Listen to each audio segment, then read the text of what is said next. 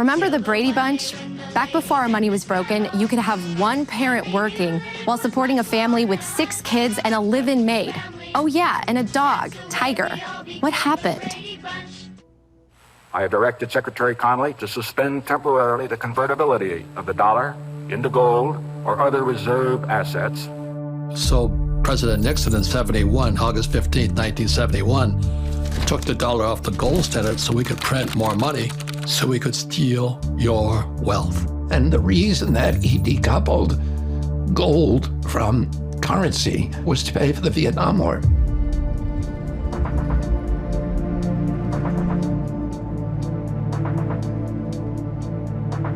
The dollar will dramatically lose its purchasing power.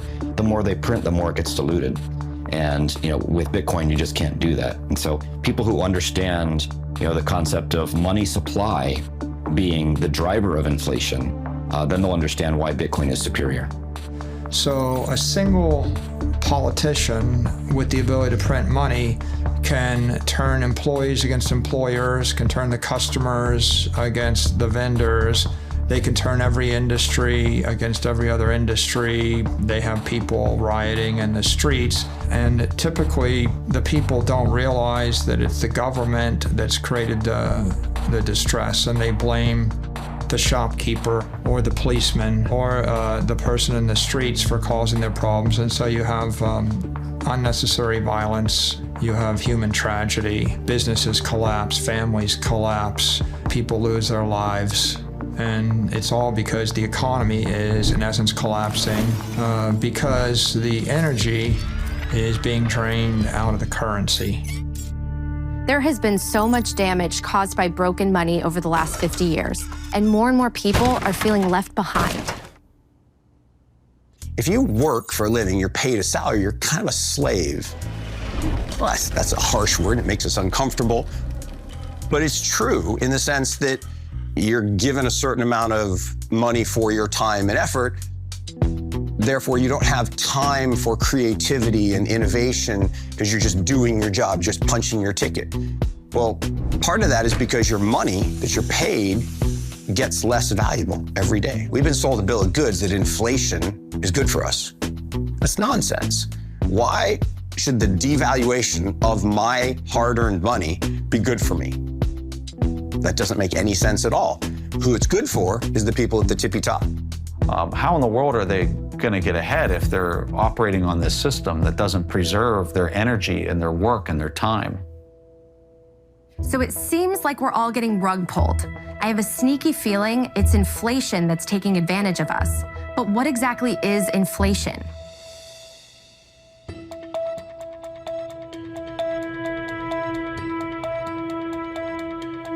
There are two kinds of inflation. There's inflation due to unfortunate acts of God, force majeure. So if the monetary system is being run perfectly, and if there's a tornado or a hurricane, and there's a temporary shortage of goods and services, then prices will go up.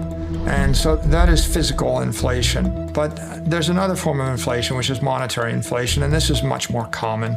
And this is generally the source of 98% of inflation in the world, the vast majority of it.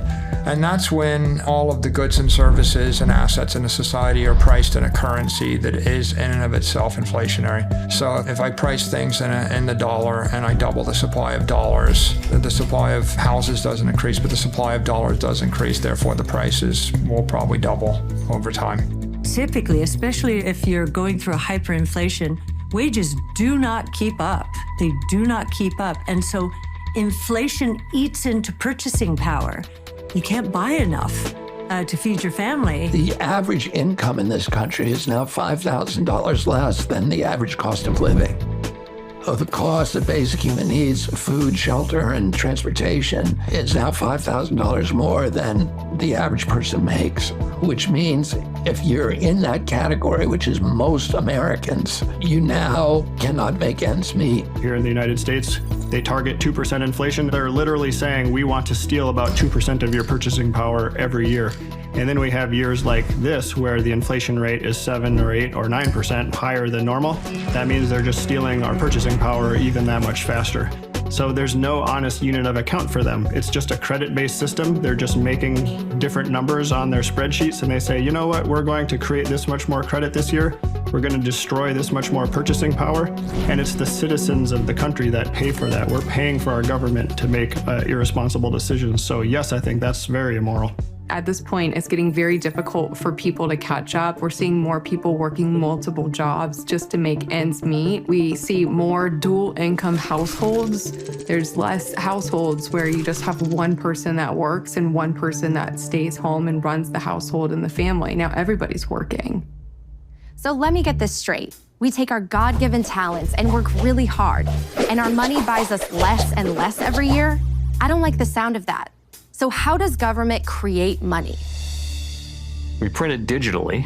So we as a central bank, we have the ability to create money digitally. We also print actual currency, and we distribute that through the Federal Reserve banks.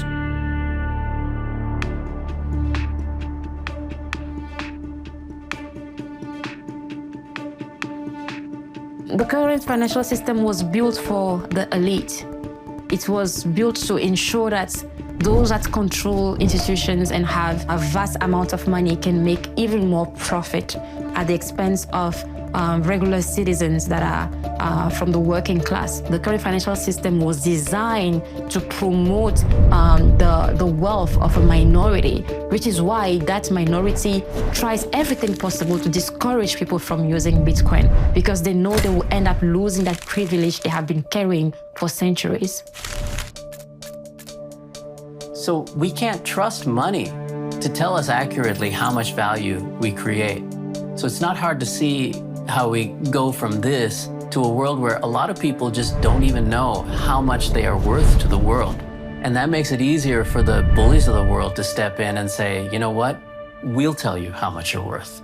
A person who gives themselves to honest labor and gives an honest day's work deserves a wage that will allow them to sustain their lifestyle at a basic standard. And if that's not happening, then we have a problem in terms of the way our economic structure works. And there are a lot of people who work multiple jobs in order to meet that standard. And that is probably an indication that we have a problem. It's not good stewardship to put myself in a position where I acquire so much debt that I can't sustain my living. And we have people who are doing that all the time, and we have people who in some ways promote the idea that you can live this way.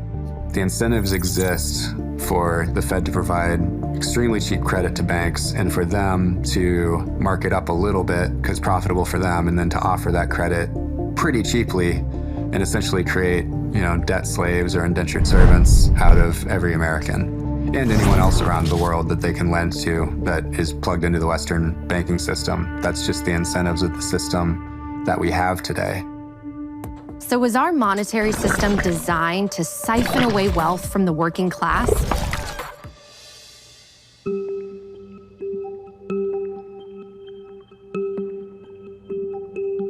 If we go back to medieval times and perhaps a bit earlier, we can see how money emerged. What happened is that every local sovereign nation state or city-state tended to issue its own currency. And two things impacted the reliability, the durability, and the effectiveness of that currency.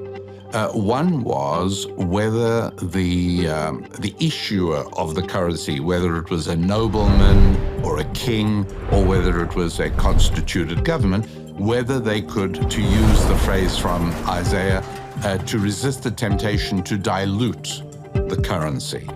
And it is a huge temptation. There's no question about it.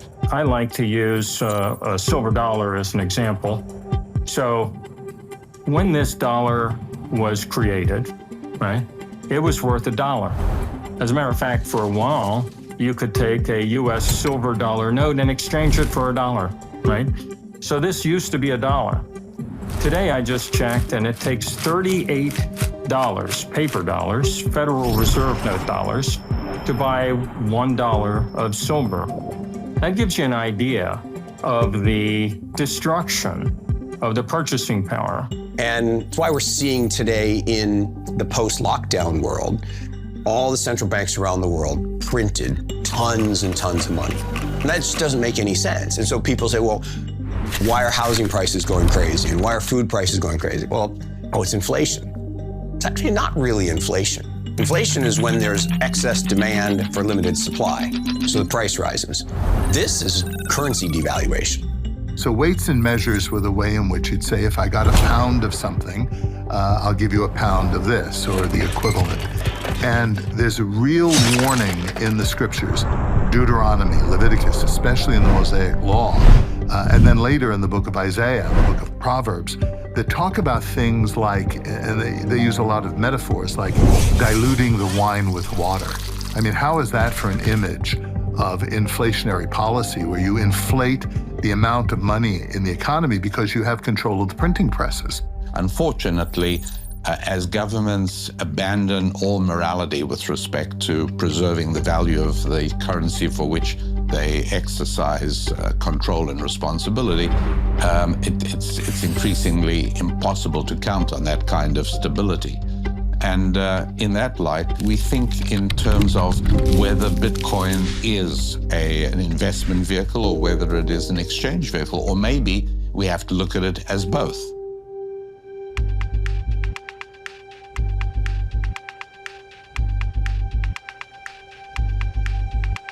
There's no actual mechanical difference at all between you and I putting together a dollar printing machine and spinning up some counterfeit $100 bills and trying to go out and take those into the world and trade them for goods and services.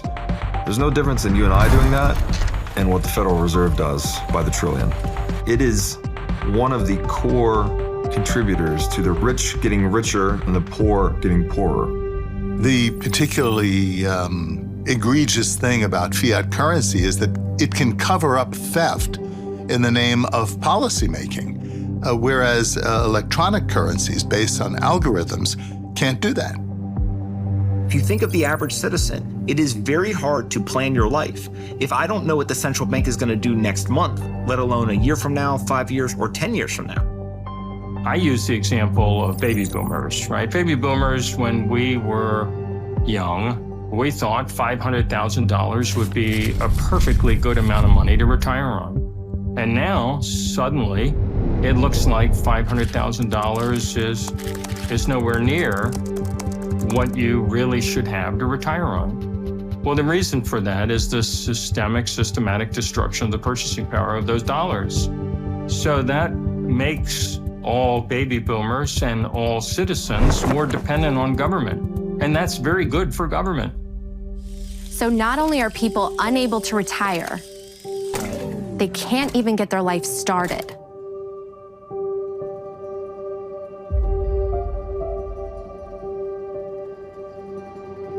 God's will is for us to be fruitful and to multiply. And one decision or one factor that impact many people's decision to have children is their finances.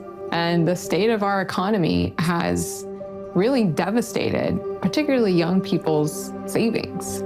And I have a ton of friends who have decided not to have children or not to have more children because they feel like they can't afford it. So I do think inflation can impact some people's decision on if they want to have children or not. And I think that's a really sad thing. I have experienced this in my life. I have put off having a family. I've wondered if I'll ever be able to afford a home. More and more people in my generation are living at home with their parents and drowning in student loan debt. Millennials like me are losing hope that the future is one they'll be able to afford. For the first time, we have a generation that is worse off than the ones who came before. None of it feels fair because it isn't. The system is rigged against us. We live in a system where we are forced to use a certain currency. In our case, let's say the US dollar. We didn't choose to use the US dollar. We didn't have a vote about whether we were going to use the US dollar. We're forced to use the US dollar. And that US dollar is controlled by political organizations that make political decisions to benefit themselves at the cost of others. Decades of policies that were probably well-intentioned have led to the worst levels of income inequality and wealth concentration we've seen since the 1920s. And at this point, we have politicians who just throw blame and they come in and say, I'll fix it. But unfortunately, they can't fix it because in order to keep the system going, they have to keep printing money. And the more they keep printing money, the more the wealth concentration grows and the more unfair and unequal the system becomes. Okay, so clearly there's a problem, and it feels like there's no way out. But is there? If broken money is the cause, how can we fix it? More and more people say the solution is Bitcoin. My perspective is that Bitcoin does fix everything. And Bitcoin is about community. It feels healthy. It feels like it's doing something good for society. It's something that's non-political. It is not tied to any one group or another. It's not tied to the Republicans. It's not tied to the Democrats. It's not tied to the Libertarians. It's open for everyone, and it's free for everyone. Anyone can be a part of the Bitcoin economy. It's like a good church. A good church says, anyone, come on in. Come be a part of our community. Be a part of our family. Bitcoin is that. So we can only trust systems that cannot be discriminatory. And Bitcoin is powerful in a way that is money that does not discriminate based on race, based on gender, ethnicity, or even geographic location. A person holding Bitcoin in Togo today will have the same value as a person holding the same quantity of Bitcoin in the United States. I'm not techie. I'm really horrible with technology. But once I understood what blockchain was, blockchain's integrity. Bitcoin is based upon integrity. That's why I call it people's money. The government cannot make it. Bitcoin is not this centralized control of the economy. Bitcoin is built by the people, for the people. If you consider how many steps it takes for a merchant to sell a good to a consumer in the traditional world today, it takes 9 steps. And what the Bitcoin network does is take 7 of those steps away. It's peer-to-peer. Those steps, by the way, are dominated by toll takers. They're taking fees. And so up to 3%, sometimes more, of the transaction, which actually can be saved by both the merchant and the consumer. One of my favorite aspects of Bitcoin is the limited supply of 21 million. I think that having something that can't be changed makes it so powerful, and it makes people appreciate, just like their time is limited, their own personal wealth is limited. When they see that the Bitcoin amount is limited to 21 million, it really makes them understand the difference between Bitcoin and every other currency, all fiat currencies which don't have this limit. So that key is what makes Bitcoin special. Bitcoin is a digital bearer instrument. And you can think of a bearer instrument as he who holds it, owns it. So if I am walking and I find a $10 bill on the ground, and I pick it up, who owns it? I do, because I'm now holding it. If I give it to you, now who owns it? You own it because you're holding it. That's a bearer instrument. She who holds it owns it. How do we make this happen in a digital world? Well, it wasn't possible before Bitcoin because Bitcoin solves what's called the double spend problem. Think about it when you take a picture on your phone and you send a picture to your friend. You still have that picture on your phone, and then on your friend's phone, they have a copy of that picture. If I want to send money to my friend peer-to-peer in a digital way, it's really important that when I send it, it leaves my device and it's only on their device. Otherwise, you have what's called a double spend, and that's where you can double spend the same piece of currency over and over again. That doesn't work for money. So Bitcoin solved that decades-old computer science dilemma called the double spend problem. And that allows for the peer-to-peer transfer of money in a digital form for the first time ever. What Bitcoin does is it gives you back that ability to be your own bank, to custody your own funds, to spend money, but the way we do with dollar bills now, but in a digital, virtual way. That's really powerful. So to recap, there are only 21 million Bitcoin, and the network gives you total control over your money. And now some of the most successful entrepreneurs are into Bitcoin. If you look at what gold is, let's start there. Nobody carries around a gold bar, but some people just feel more comfortable holding gold than they do cash. But the reality is nobody actually owns gold, right? They don't physically own it. Some people have coins, but that's, an exception. And so gold itself is actually just a digital transaction that's stored on a ledger somewhere. It just happens to be on a fiat ledger where it's a traditional database held wherever you're buying the gold at a bank, an investment bank, whatever it may be. There are a lot of vertically integrated organizations that control your access and the distribution and your ability to use traditional gold ownership. Bitcoin is very similar in a lot of respects, only the ownership of that is stored in a wallet, which, if you have your own wallet, is stored on the Bitcoin blockchain. For example, dollars aren't a great store of value because we have to trust that the government won't print more. With gold, no one controls the production of gold. So we know that its issuance is not controlled by any one party, and it requires work. Gold is a proof of work sort of asset where you have to dig it out of the ground. And Bitcoin has some of these same characteristics. Bitcoin as a store of value is great because you can carry it in your own wallet. You can cold carry it, which is a huge advantage. You can be anywhere in the world and there's an ability to transfer it or use it. That's a huge advantage. You can transfer it to others or buy it from others in seconds. That's a huge advantage. And you can transfer it as a method of payment in a lot of respects, and that's a huge advantage. Those advantages are legit and offer people a good reason to use it. And, if you're a speculator or you're using it purely as a store of value, it's easy to trade, store, buy, and sell. The reason Bitcoin is better than gold is that it's more transferable than gold. If you try to move $1 billion worth of gold, you need like an army to move that, and it's very expensive. If you need to move $1 billion worth of Bitcoin, you could hit a couple keys, hit send, in 10 minutes, it's transferred at the speed of light to anywhere in the world. So it's more portable than gold. It's more divisible than gold. So you could divide Bitcoin by up to 8 decimal points.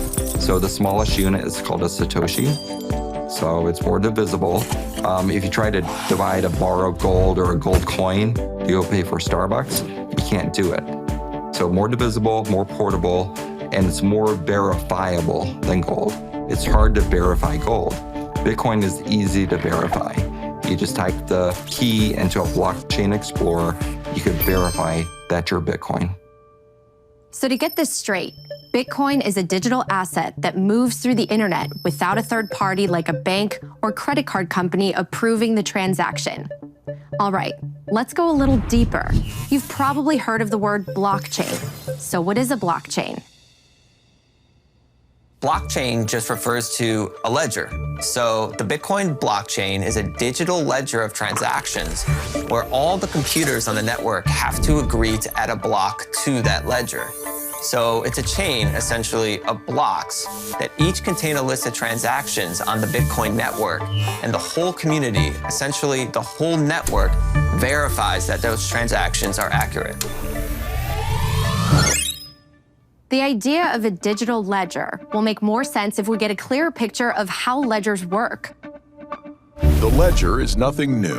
It can be traced back to the 11th century and was popularized in Florence, Italy during the Renaissance in the 14th and 15th centuries. It's simply the way we've been keeping track of who owns what for about 1,000 years now.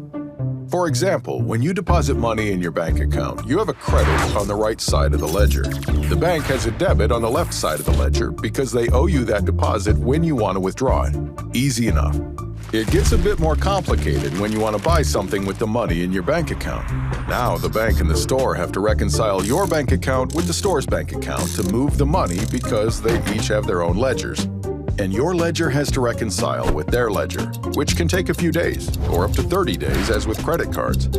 Now multiply this times billions of people moving their money to buy things every day.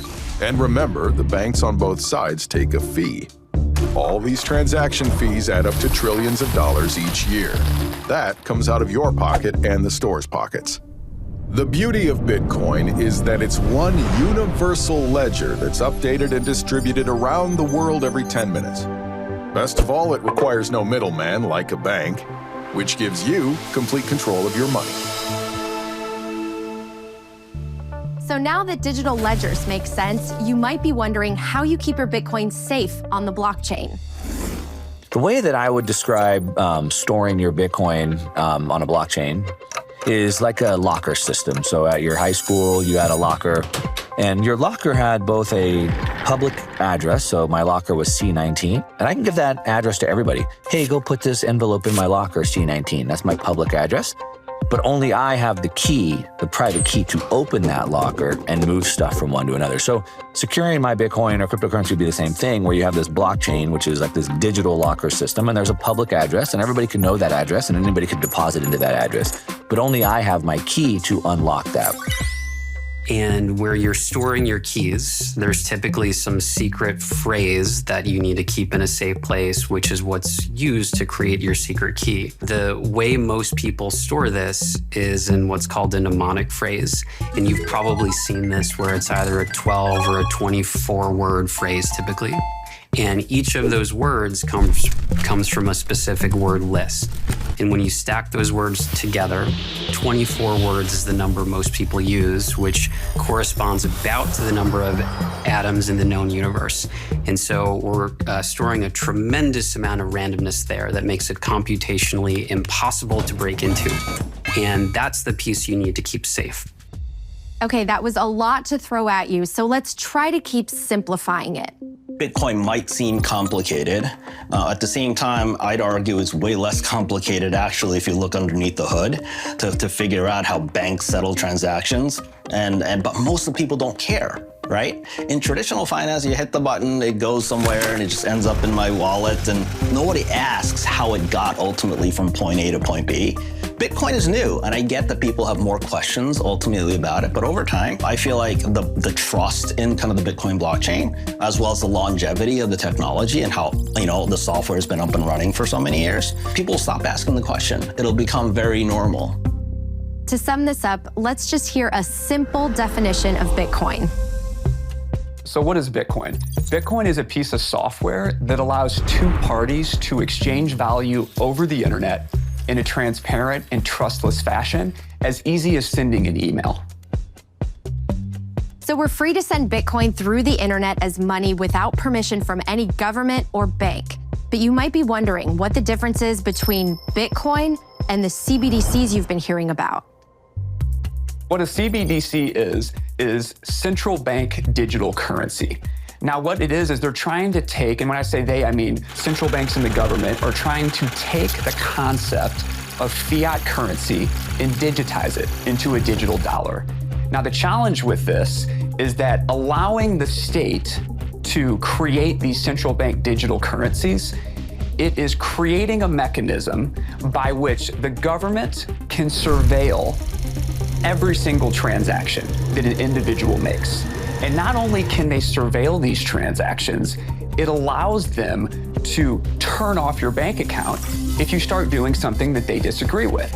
This is an extremely slippery slope that if we allow the government to go down this path, it has the potential to enslave humanity in the long term. And I think it's something that we need to carefully review, because if we go down a CBDC path, allowing the government this level of control, it's unprecedented, which is why we should avoid this at all costs and stick to a hard money standard like Bitcoin. The central bank literally would be in position to cancel any transaction. It would be permissioned, not permissionless. And it's one thing, for MasterCard, for example, to know how much they paid to Walmart last year, but it's another thing for them to tell the world how much you paid at Walmart last year. And it's a whole different level of creepy for them to say exactly what did you buy at Walmart last year. And I think people kind of broadly get that sense of privacy. That's what's at stake here. I think the future of money really is one of the most important policy debates we're having today. And when you think about where people could go with a kind of an Orwellian surveillance state money system like a central bank digital currency, it really is a good versus evil. And Bitcoin in this case is on the good. The countries that are clinging to a CBDC are trying to control their people. And those are weak governments. Weak leaders are the ones who try to control everybody. The strongest leaders are the ones who trust people and set them free. The problem I have with CBDCs is they're Marxist. And what I mean, the central bank Marxism is central banking system. So that's why I support Bitcoin, because Bitcoin, I saw the strength coming from the people, not the government. I think CBDCs, wherever they are a threat to freedom. Absolutely. You're seeing CBDCs in China right now where the populace are trying to go into a store and they're scanning a QR code and they're seeing in their wallet that it's an invalid purchase because maybe they're from a region that's 100 miles away, or they're going to a pharmacy and they don't want that person to have access to that type of drug or medical treatment. With the CBDC comes the programmability and control of the government saying you're allowed to do this or you're not allowed to do that. And we've already seen it rolled out in China, and it looks a little scary. So when you're doing that compare and contrast between a CBDC and Bitcoin, it's all about who's controlling the actual ledger. One's actually decentralized, the other one is not. It's completely controlled by the government. Now that you know the difference between Bitcoin and a CBDC, let's play a little game. Hey everyone, time for one of my favorite games, CBDC versus Bitcoin. Here's how we play. I'll read you a headline from our not-so-distant future, and you have to decide, am I describing a CBDC or Bitcoin? Are you ready? Okay, first one. After criticizing President Macron on social media, French pilot's digital wallet is frozen. Come on, this one's a no-brainer. CBDC or Bitcoin? That's right, CBDC. Next. British electrician protests being denied a pint of lager at local pub for exceeding his alcohol limit for the week. Which is it? CBDC, Bitcoin? Well, of course it's a CBDC. All right, last one. Are you ready? Can I get a drum roll, please? After Chinese invasion, Taiwanese citizens escape with their savings in their head. Border guards are unable to confiscate their wealth. You tell me, CBDC or Bitcoin? That's right, Bitcoin for the win. Thanks for joining us today, folks. Natalie, back to you. Hopefully by now you're feeling more assured. So let's get back to the idea that Bitcoin fixes everything and look at exactly what it can fix. I think that there's a moral case to be made for Bitcoin in that it is for the end consumer, for the citizen. It is the stable form that cannot be stolen or corrupted or manipulated or inflated. And so for an individual, that is a great thing. It doesn't necessarily benefit certain governments who want the ability to wipe out with the stroke of a pen or the muzzle of a gun the bank accounts of its citizens. So politicians promise you that they will make your houses more valuable, that you can use them as ATM and extract value from them, that you'd have cheap borrowing and cheap leased cars and cheap mobile phones, and you'll just be wasteful and keep consuming, borrowing, spending, consuming. This is not sustainable. It's not sustainable for human harmony. It's not sustainable for the planet. It leads to a joyless market society that measures GDP and exchange value over experiential value. And experiential value is much more valuable to human beings. We don't measure our literacy rates, our suicide rates, our divorce rates, our happiness, our pollution within the GDP metric. We only measure exchange value. So as long as politicians keep saying, oh, GDP is going up, therefore we're all doing great, that's a massive problem for human society, and it's not sustainable for our planet. So I think it's extremely important that we consider a sound form of money as a fundamental change for our financial and monetary system, because that'll put us back on an even keel. So how does all this get us back to the Brady Bunch days? You know, where a family can actually live off one income and have a balanced life? Bitcoin could make life affordable again and allow us to plan for our future. If money actually held its value, imagine the freedom we would have. I think store value is a really interesting concept that ultimately people are trying to figure out, where can I put my economic value that I've gotten in exchange for the work that I've done? And I don't just want it to not go away. Maybe actually it should increase in value over time. And I think something like Bitcoin continues to perform over the last 15 years as the best store of value on the planet. People view Fed monetary easing as printing money. And if you're printing money, it's going to create inflation, and therefore sound money tends to grow in value. Just in case you haven't heard of sound money, let's take a moment to learn what that term really means. What is sound money? The term sound money originated back when we used gold coins as currency. Oftentimes, as a way to create more money, kings and queens would mix in common, cheaper metals with gold. That way, they could create a coin that looked like it was pure gold, but really, it was diluted. And that allowed them to create more coins with the same amount of gold. So instead of 10 ounces of gold being able to create 10 coins, now they could use that 10 ounces of gold mixed with junk metals and create 14 coins. It was a very sneaky theft of the people's money. The public got wise to this scam and found a simple but clever way to test if their coins were pure. If they dropped them, a pure gold coin would make a different sound than a diluted one. Today, when we refer to sound money, we mean money that cannot be diluted. Bitcoin is the soundest form of money humans have ever created because no matter how hard anyone tries, you can't dilute Bitcoin by creating more of it. There will only ever be 21 million for all of human history.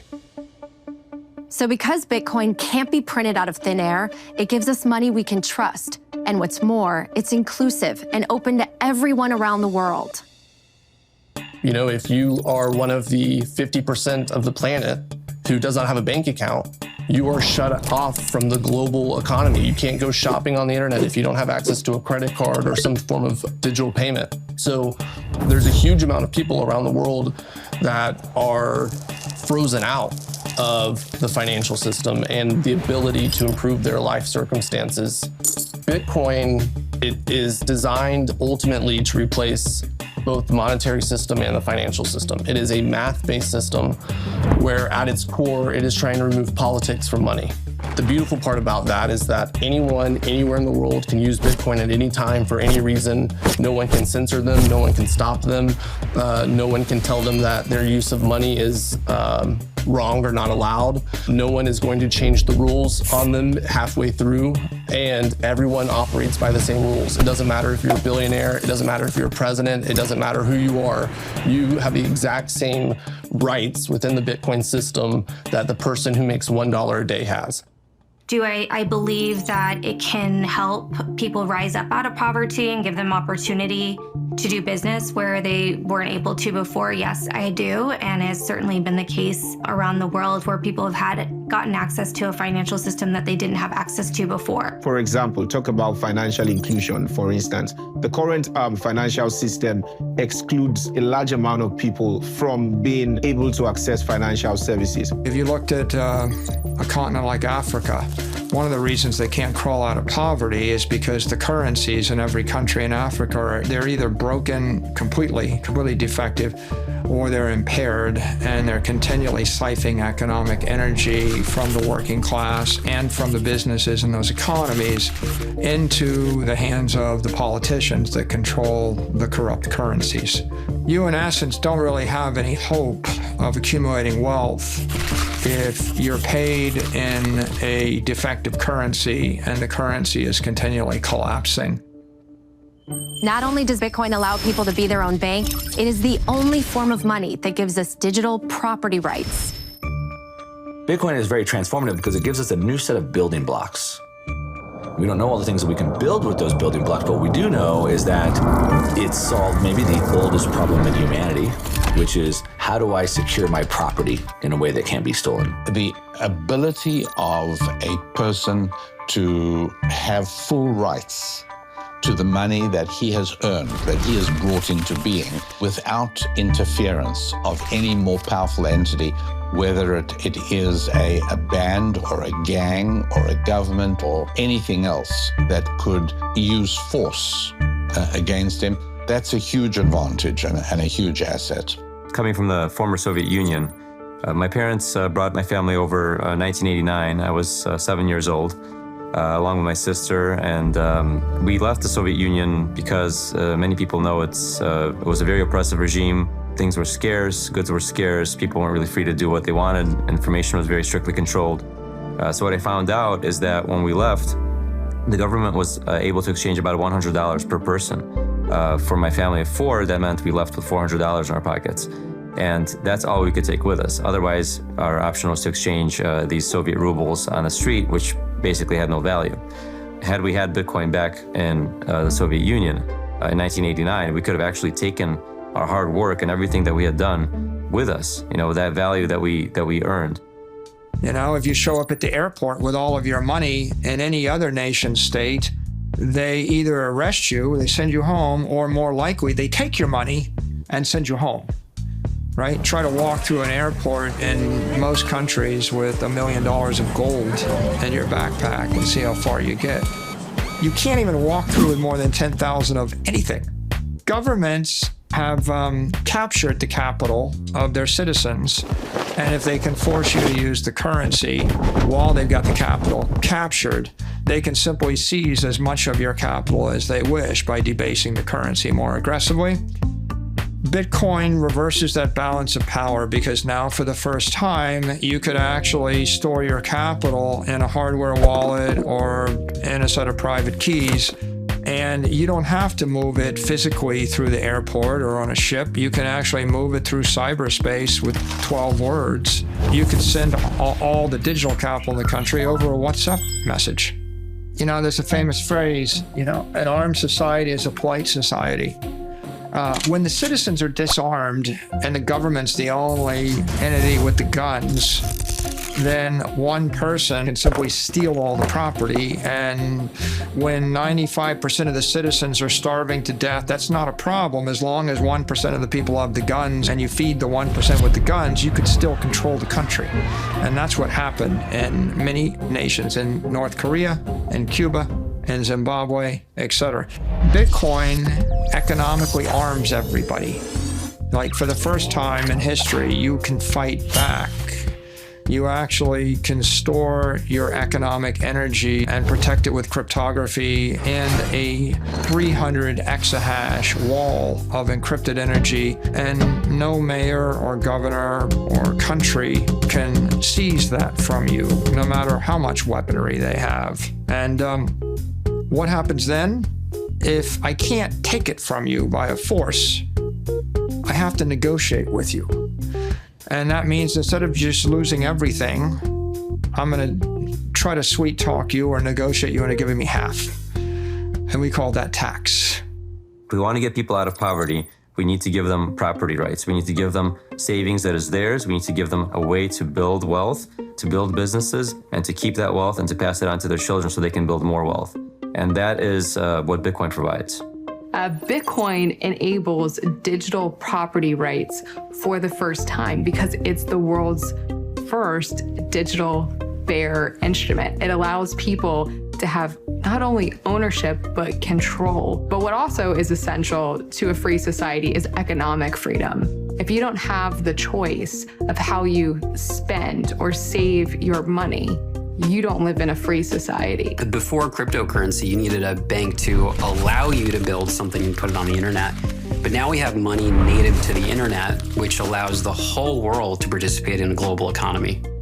Ultimately, Bitcoin is a means to fight tyranny, to fight corruption. When you take control of the monetary system out of the hands of a few and make it available to everybody, it is a safer system. Bitcoin provides a way for the abundance gained from technology to be broadly distributed to society that is aligned with the best in humanity rather than the worst in humanity. Bitcoin is value that everyone can recognize. And already 100 million people recognize that value. There was this moment, I was sitting there and I put Bitcoin on a ledger and I looked at the ledger and I thought, this is my money. My money's here. It's not sitting out there in some bank waiting for some bank run to run it out of business or allowing some banker to make a fortune off my money. It's right here. I know where my money is. I think that gives power to the individual. I think that gives power to the people. This is why people find so much hope in Bitcoin. It gives us back control over our time, our energy, and our lives. So I think the most transformative aspect of Bitcoin is really almost a social economic experiment. Can all the users of a money be in control of the monetary system, right? Or do we need a handful of elected people to tell us what the monetary policy should be? If a majority of the users of Bitcoin and the people running it decide to change the monetary policy, they can. Bitcoin solved decentralization and security. And it was the first time that decentralization and security has ever been solved. And for anyone that's gotten into Bitcoin, reading the Bitcoin white paper is usually the inflection point where it's a 9-page, really easily understood document that lays out what's now the whole cryptocurrency ecosystem. The fundamental idea that we can have a financial system where individuals are really in control of their money. You don't have to have all of the intermediaries that were problematic in the 2008 financial collapse. When I saw that as an engineer, I thought, wow, this is one of the most empowering things that I could imagine. The most important thing is the way it reorganizes human behavior, right? Because for basically thousands of years, most things happened in a trusted way. You had to trust somebody in order to conduct a transaction. You had to trust somebody in order to store your wealth. And now you don't. You can use Bitcoin and you don't actually have to trust anyone. You just have to trust the algorithm. You have to trust the software code. You have to trust the rules of the system. And so Bitcoin is this very transparent system based on code and based on rules. It doesn't require you to trust a bank, doesn't require you to trust the government, doesn't require you to trust your neighbor even. You can use it to do business with an enemy, you can use it to do business with a friend. I think the fact that no one can control or manipulate Bitcoin and that everyone has to play by the same set of rules and there's no rulers, I think that makes it inherently very moral. There's no one who gets a special unfair advantage in Bitcoin, and that's different than the current system we have today, where whoever's closest to the money printer basically disproportionately benefits from it. And so I think Bitcoin can make the world a better place by making it a more fair and inclusive system, and will help fix some of the division, polarization, and the wealth concentration we see today. There is so much Bitcoin can heal. It can even prevent those in power from being able to take our money or silence us. The first thing that happens when you go against the government, that is a dictatorship, they will take away access to your money. And it doesn't even have to be a dictatorship. Justin Trudeau in Canada works to use banks to cut off money for truckers. They were protesting COVID restrictions that were put on them in Canada, and they were using the banks to do this. This was actually considered illegal in Canada, but nevertheless, Trudeau did it. Banks complied with it, and they started choking off the protests by restricting the money. The government taking people who had committed no crime, who were not charged with a crime, who were, of course, never convicted of a crime, and punishing them for criticizing government policies, and punishing them in a way that was almost worse than imprisonment. Because if you can't get at your bank account, you can't feed your children, you can't buy gasoline, you can't pay the mortgage on your house, because if the government has the capacity to starve you to death, to keep you from getting work, to keep you from shelter, then it has license essentially for any atrocity. And at that point, I began looking more seriously at Bitcoin as a currency that could be used to escape the government surveillance systems. When working in Moscow, when our bank accounts were blocked by the regime, we were able to continue our activities thanks to Bitcoin savings. Basically, Bitcoin gave us freedom of action and freedom of speech at that time. The US government has the discretionary ability to effectively turn off the savings of whole nations at a time. That's what they did with Afghanistan, for better or for worse, after the Taliban took over. That's what they did with Russia in February of this year. Again, for better or for worse. You might say, well, these are the strategic objectives of the United States. That's fine, but what they are doing is confiscating the savings of entire nations. And it's just a fundamentally unfair dynamic, right? You are blending political objectives with people's savings, and that leads to misery, in my opinion. Governments can, at any time, decide they don't like you or me or somebody else and sanction. If we called sanctions what they are, right, financial sanctions, starving children, you're basically cutting off supplies of goods and services to a population, we probably wouldn't like it as much. But when we call about economic sanctions, whether it's Venezuelans or Russians or anybody else, governments almost glamorize it because they're like, well, we know better. We know what's best. But censoring someone because they have different views or different lifestyle or different perspective on how the world should interact, it's not really our job. So PayPal came out with that policy where they said, if you say anything online we don't like, misinformation, which of course, as we found out for the last 2 years, what was labeled misinformation actually came true. But if you do misinformation, they can pull $2,500 out of your account. It's not your money. Of course, they got massive amounts of backlash and they came out and said, whoa, whoa, whoa, that was a mistake, that was a mistake. And what we're seeing in Canada, what we're seeing with PayPal, what we're seeing with the banks is that your money that you think is your money is not your money. And at any time they can decide to censor you or block it if they want. And at the end of the day, if we don't have the ability to determine our own future for ourselves or our family on a monetary basis, we don't actually have any real control of anything in our own lives. Bitcoin puts you back in the driver's seat of your life, which is why so many people see it as the ultimate force for good. I absolutely believe that Bitcoin already is making the world a better place and will continue to do so in the coming years. There's been plenty of examples of currency collapse just in the last 13 years since Bitcoin has existed. And we get these every single year. So there have been major, even middle-income nations where the currency has effectively failed, and Bitcoin has been a life raft for those people.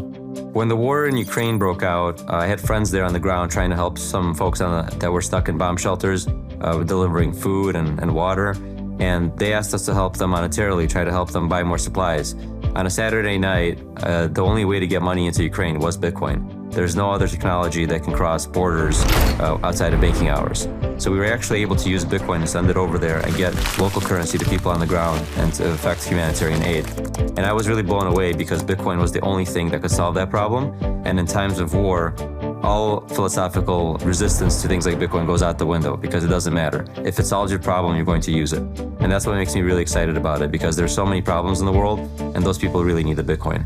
We decided to collect some donations in Bitcoin, and Bitcoin was a kind of a plan B for us.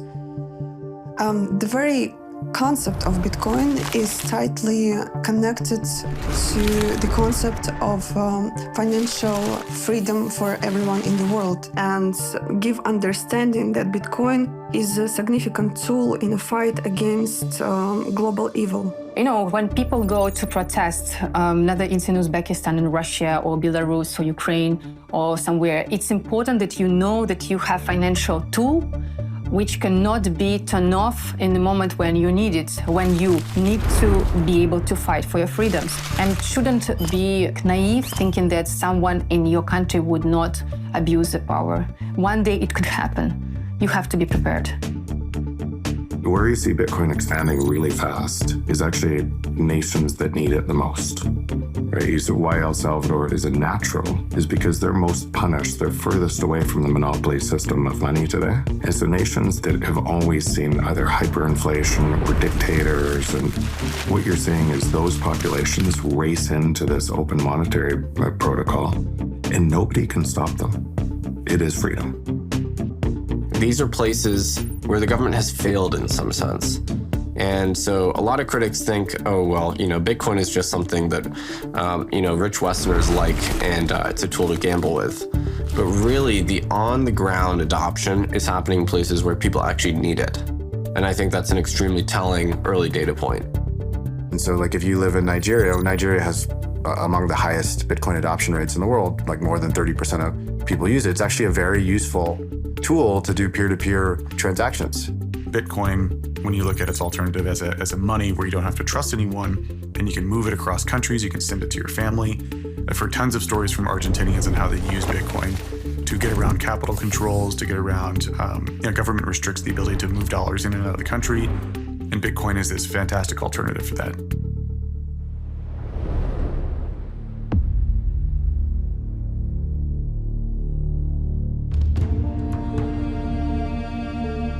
My country is ruled by the oldest military regime in Africa, same government in power for 57 years. And this is a brutal, rogue military regime that puts us under unimaginable amount of abuse and pain and control. Activists and dissidents arrested, killed, their bodies dumped in the sea. Countless of activists are jailed and have been in prison for years with no trial. Many others have disappeared, their families have never seen their body, and thousands others have fled the country, living in exile like myself. I see Bitcoin as a tool of political, social, and economic liberation. The reason why is because the ideology behind Bitcoin in itself is geared toward giving monetary agency back to people, to citizens, no longer having people depend on banks and governments to control their money and determine its worth.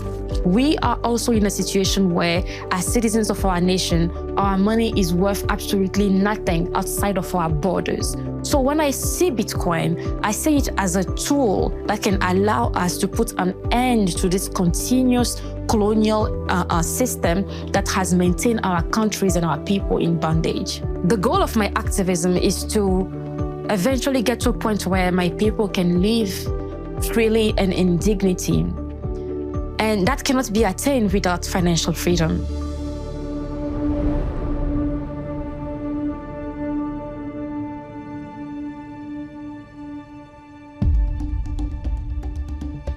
Digital Sun Fund, which is my non-profit organization. What we do is trying to empowering young women and children in developing countries like Afghanistan. But there was an issue about there was an inability to paying these women because many of these women didn't have a bank account, and we have to actually send the money to their male relatives' bank account. And many of these women sometimes says that they never received the money because once the money goes in the hands of the men and the relatives, they prefer to not give the money to the women. And why it's like that? Because in a conservative communities, some men are trying to control the lives of the women. And obviously, the first thing is that they don't want that the women have the financial freedom.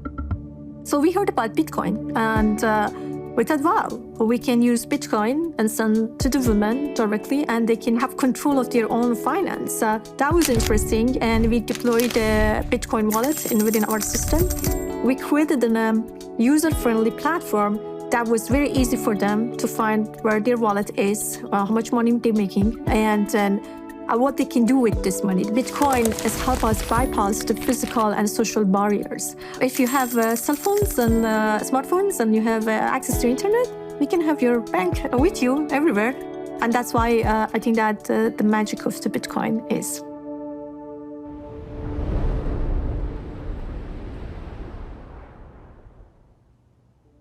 The Jews of Eastern Europe when the Nazis arrived, the Jews of Spain before that, Jews of Arab countries in the late 40s and early 50s.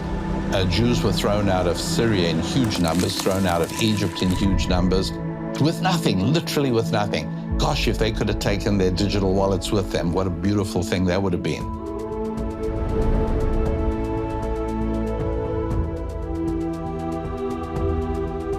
I think Bitcoin is as much an ideology as it is a technology, but because it's an ethical ideology, there are many people that feel very spiritual about it and others that view it as a religion. If you worship truth, if you worship integrity, if you worship conservation of energy and balance in the universe, then Bitcoin is your religion. Bitcoin is ethical, but it's also peaceful. It's not a currency that worships violence.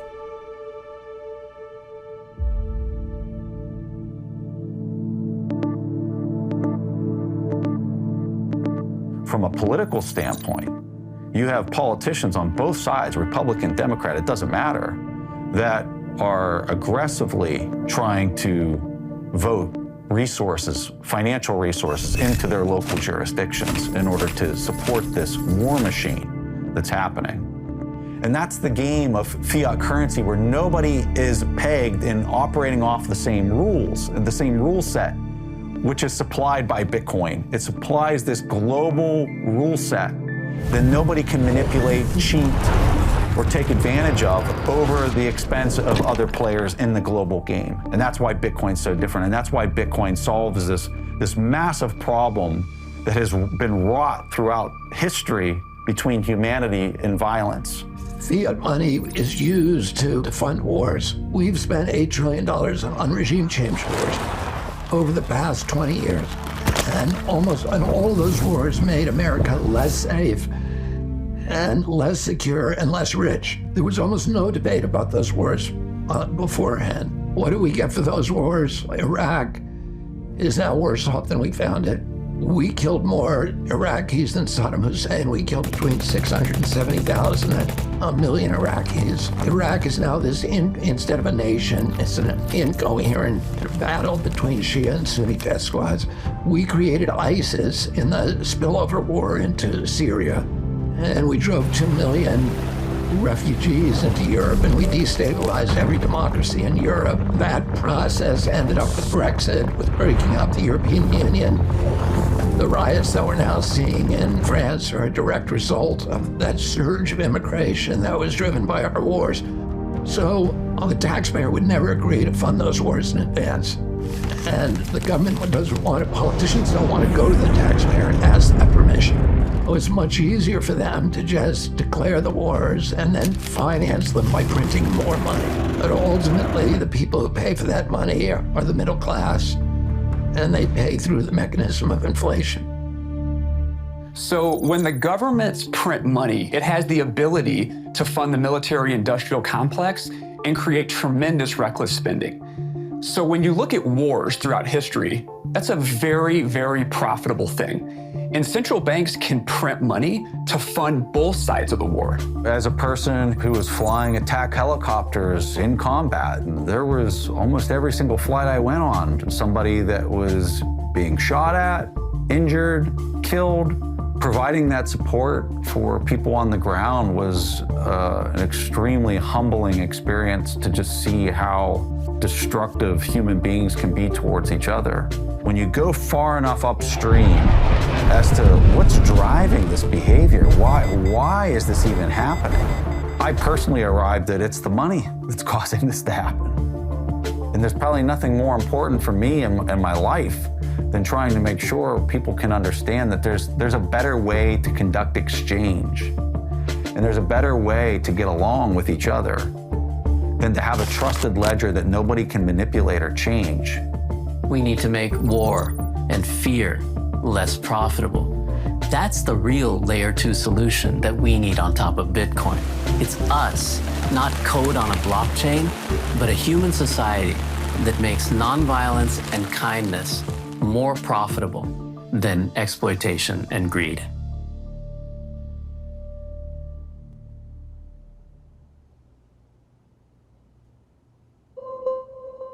Why is nobody in the U.S. concerned that we've been in these wars for as long as we have?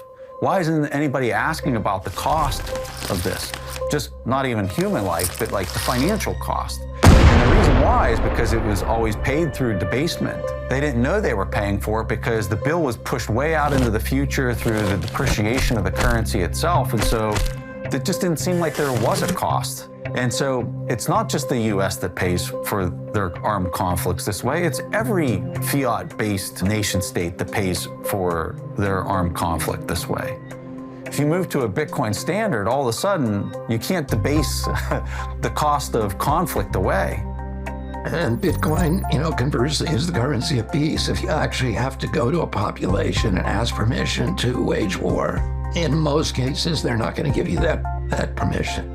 It's interesting when a government gets into trouble and they have to pay for a war, or they have to pay for a pandemic, or they have to pay for some cataclysmic event. They tend to print money. And because you're going to have these governments printing all this money, then the money is worth less. Well, what if it were all Bitcoin? Not only would that government not have the ability to print the money for the war, you might not even have the war.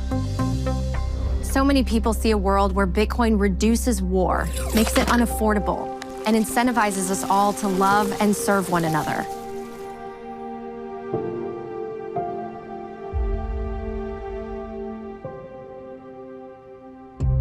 I believe that Bitcoin is just money, and in the Bible there are many examples of what just money is and what unjust money is. Without a doubt, government fiat currency is not just money. It steals from the poor and gives it to the rich. It creates more income inequality. I think God hates the current system that government fiat creates. That elite group of people makes decisions based on their own portfolios, based on their own set of priorities or those of their friends and colleagues who mean a lot to them. They're not really making up more money. They're just taking it, very often through inflationary policies, from those who have earned it.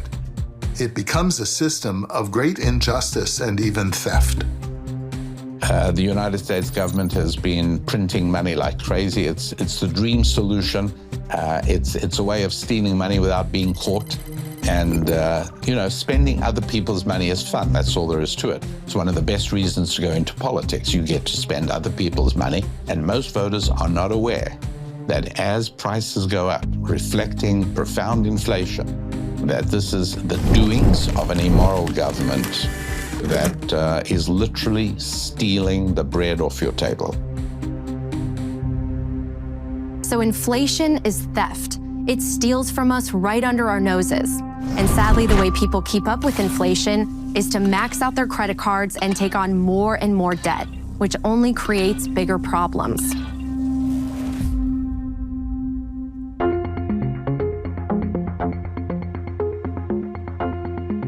We have interest levels today in our time that far outrun inflation oftentimes. And I think that does raise some ethical questions for us about how we handle our money in the modern world and how we charge people who pursue credit, that kind of thing, because they end up paying a lot just to make up the credit aspect of what they've done as opposed to the money that they've been provided for in a loan. So in Islam, the practice of lending at interest is forbidden. And specifically, the word that is used is riba. Riba literally means surplus or excess. And it means any excess on money. So any form of money creation is forbidden. Riba is interest, it's usury, it's money creation. So when we talk about sound money in Islam, we're really talking about a form of money that cannot be created from nothing and therefore requires proof of work. Now, one of the problems with fiat money is that it doesn't require proof of work. Well, that's interesting. Let's see what other religions have to say about Bitcoin and its ethics. Many people question, what is the role of technology in Judaism? This is a tradition and a law which goes back thousands of years, so what could it possibly have to say about these modern inventions and technologies? The fact is that everything that God creates in this world is all for the purpose of making the world a better place and serving Him better. So all of these technologies, whether it's phone, internet, video, all of these things, Bitcoin can be used and should be used for the better service of God. India was this fabulously wealthy industrial power and a spiritual innovator at the same time. And it's largely because its economics had somewhere in its foundation the idea that the ultimate goal is the pursuit of moksha, this true freedom. And we can get back to that. So if Bitcoin helps us to get back to a new kind of capitalism that fosters both material well-being and spiritual freedom, it'll be great. But that kind of new capitalism won't really be that new. It's more like a return to our old habits. So it sounds like Bitcoin can bring out the best in us. Let's explore these religious teachings more deeply.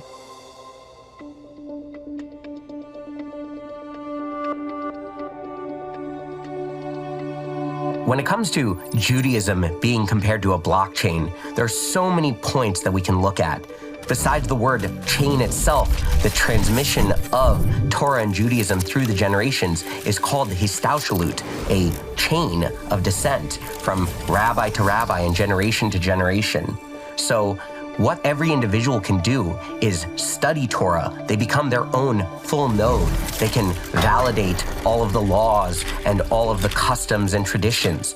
And then as new situations arise, rabbis have to deal with how does the Torah have a perspective on these new technologies, on these new questions? That's where proof of work comes in. The rabbis are the most educated and experienced in analyzing and studying the Torah. So they prove their work through their study and through their writings, which can then be verified by every member of the tribe. All they have to do is look into the Torah and validate that what the rabbis are saying fits in with the Torah values and Torah teachings. Particularly as a Jewish person who the Jewish people have been dispersed across the entire world and have had to move from country to country, I can appreciate a money that you can take with you and own and use for your purposes without it being interfered by third parties. Bitcoin is just another step in the technological development of how we can serve God better.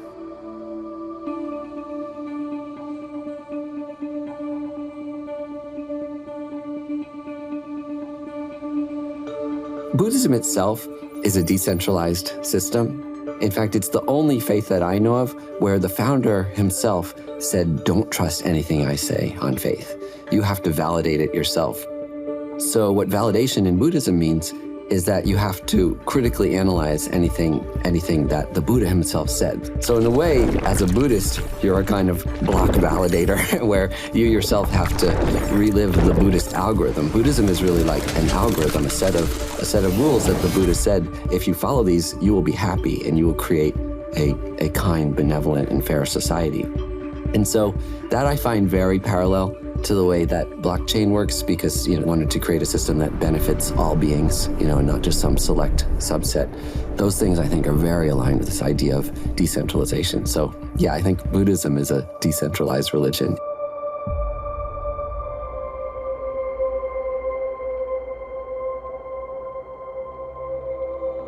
If you have centralized planning, that is, fewer people who are making the decisions about the economy as a whole, you have less information.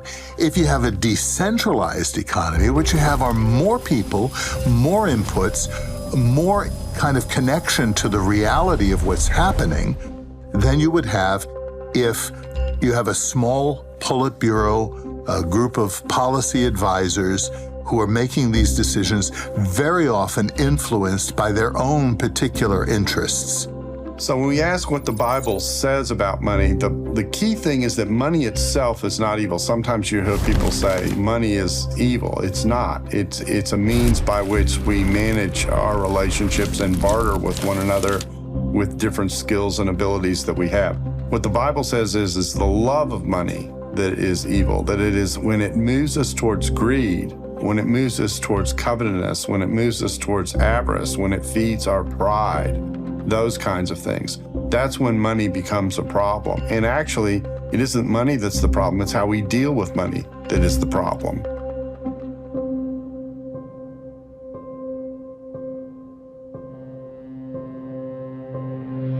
Now, in Vedic economics in ancient times, the ruler, who was often elected, by the way, even 2,000, 3,000 years ago, was judged on a concept called yogakshema, which means an overall material and spiritual well-being of the citizens, particularly the weakest in society.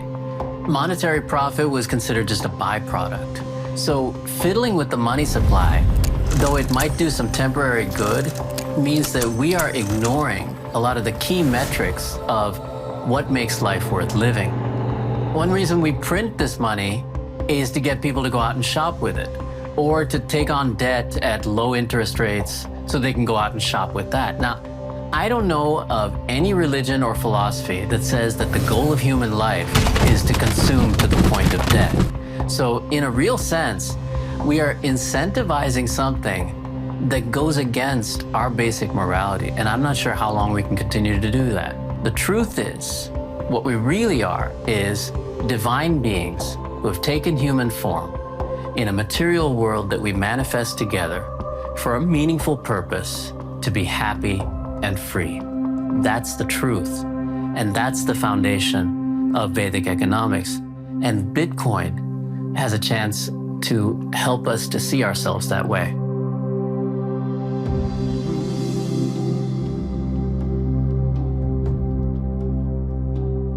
There are sources of scripture in Islam, which are the Quran, which is believed to be the word of God, and the Hadith, which are the collection of the sayings and actions of Prophet Muhammad, peace be upon him.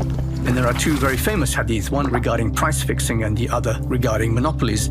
The price fixing hadith goes something like the following. A group of people came to the Prophet and said to him, would you fix the prices of commodities in the marketplace? And he considered this and he said no, because he didn't want to cause an injustice against the people. He said that God is the one who fixes the price in the market.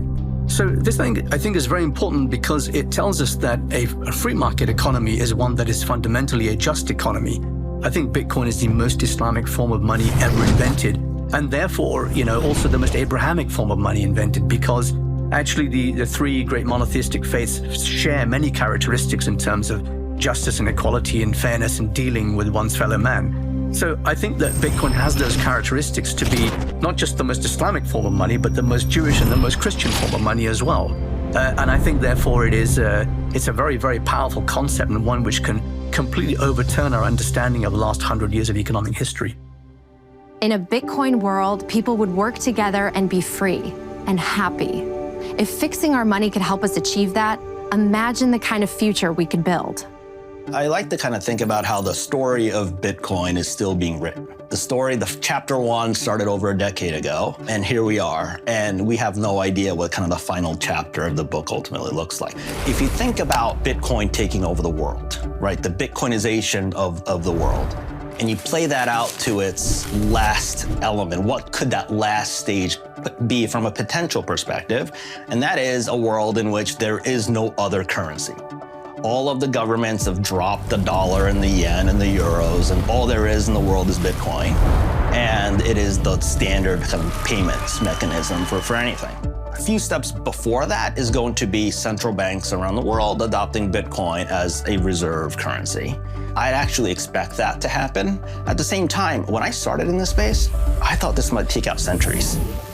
Every single year, I feel like my time frame gets shorter and shorter and shorter. I think if the world went on to Bitcoin standard, I think what we'd see would be less wars. We'd see government size drastically reduced because the ability to tax your citizens becomes much harder. So if Bitcoin is successful and the world starts to use it, we see the role of government start to shrink quite a bit. And their ability to extract value from their citizens and their ability to wage wars also drop too. And an optimistic government should look at Bitcoin and understand that this is a movement that's not going to stop. You can't really ban it, and if you do, it doesn't mean that every other country will either. So it's better to get on the train, see this coming, versus try to fight it and try to fight against it. It's sort of like a inevitable sort of change.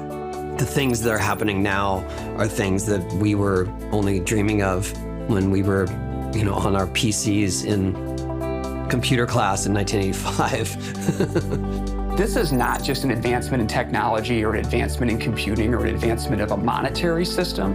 In my opinion, Bitcoin represents an evolution of consciousness beyond anything we've seen in thousands of years. We're moving towards a digital future, and we are moving towards a future that's going to require a disintermediation between governments, banks, and centralized control. And Bitcoin grants us this power through an open network that anybody around the world can participate in. It's extremely powerful.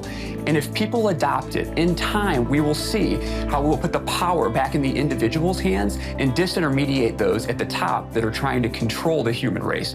There isn't yet a Bitcoin tangible economy. But that may change. And in fact, I think on some level, it's already beginning to change. So it's obviously something that I think everybody should watch with great interest. I think it would be a great mistake to ignore the Bitcoin economy. I'm excited for the future of Bitcoin because we're just really beginning to understand all of it and the uses for it and the advantages of it. In a Bitcoin operating world, it'll just be a completely shifted dynamic. So it will be more that people can save up and then invest into a certain business. And so in a short way of putting it, it's like saying we're going to live in a more equity-based system as opposed to debt. Whereas right now, it's all about cheap debt. Cheap credit is how the thing expands.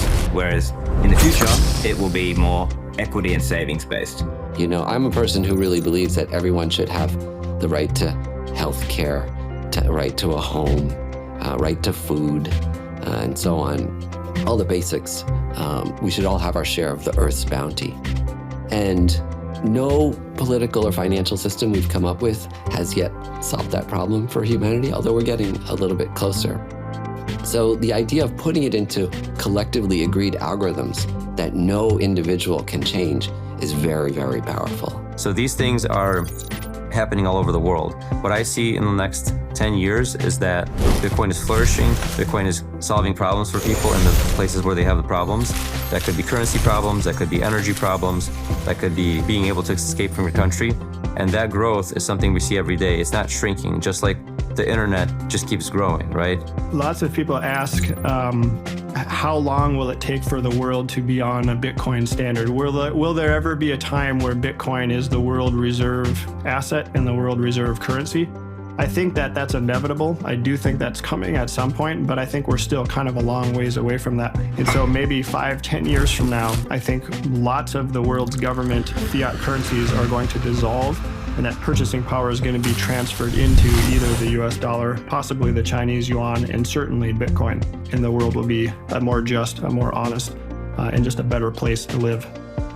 We consider a sound form of money as a fundamental change for our financial and monetary system, because that'll put us back on an even keel. That'll actually put us closer to those values that were once espoused 2,000 years ago by the Abrahamic faiths. One of the other areas that I just really like about Bitcoin is this idea that I mentioned earlier, where it's a very unifying technology for us, considering how divisive the whole country is, the whole world.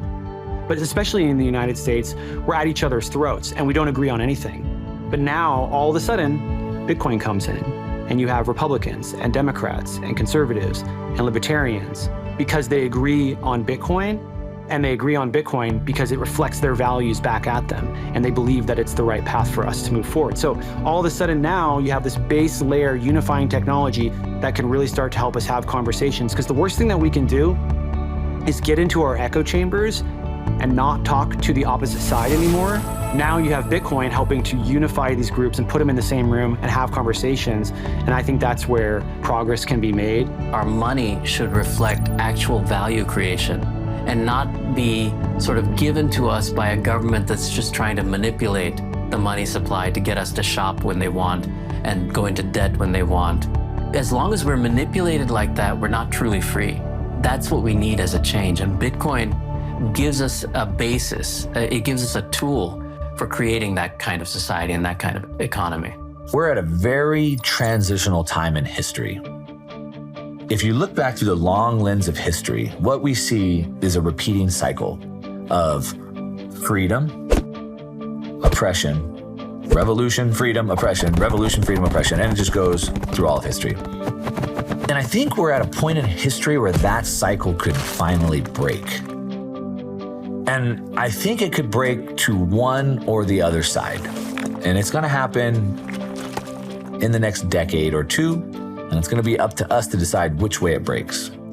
And I think the cycle breaks, and either one, it breaks to where through CBDCs and social credit score system like they have in China, through indoctrination through schools and social media, they can indoctrinate us, they can censor us, they can lock us down, keep us isolated, and potentially prevent any revolution from ever happening again. The other option is that understanding that the source of all their power comes from the ability to print money. The money printer is their power. And if we can defeat the money printer, and they'd have no more ability to print endless amounts of money, then their entire system falls apart.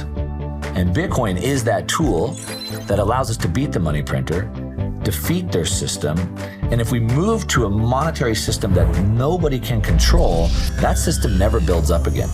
We defeat the money printer, they never get the money printer going again, and we have a life with no revolution cycles of just pure freedom for humanity from there. I see that we do have a choice to make. I always lean into hope and the good in all of us. We should not steal. We should not wage war. We should have a form of money we can trust so we can build a world of prosperity and abundance for future generations to live together in peace and harmony. Bitcoin embodies that hope, purity, and truth.